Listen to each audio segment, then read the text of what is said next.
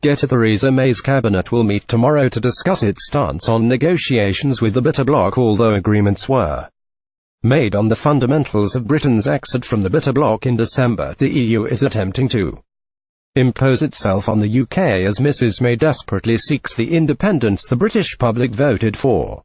The official claimed it might be raised that the legal text of the withdrawal agreement should be on the table, and maybe even in agreement in principle on the withdrawal agreement. But in our view it was not a precondition for having the guidelines in March. Theresa May's determination to achieve Brexit has so far been hamstrung by Ramona's calling for a soft Brexit that could leave the UK bowing to the will of the bitter bloc long after its expected leave date. The senior EU official added that if the UK's position is not clarified by March, then the EU guidelines for Mr Barnier will be based on what has already been declared by Mrs May. They explained some wishes have been expressed, and on the basis of these wishes the guidelines will be prepared in March in an attempt to dissolve the persistent threat from Tory Ramona's Jacob Rees-Mogg and more than 60 other Conservative Brexiteers read to the Prime Minister to push for a break with the EU that leaves it with full regulatory autonomy. The letter details suggestions for Mrs May that will help her shake off bitter Remainers and achieve a British sovereignty.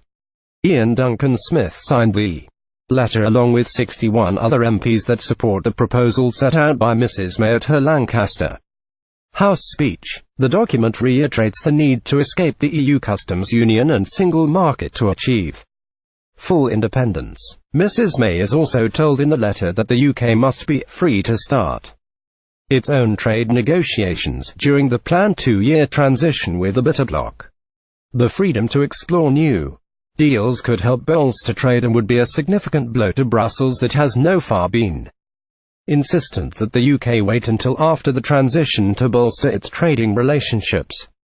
Mrs May is also told in the letter that the UK must be free to start its own trade negotiations. Jacob Rees-Mogg and more than 60 other Conservative Brexiteers read to the Prime Minister. However, the EU's stance could dampen the UK economy. The letter reads the UK should negotiate as an equal partner.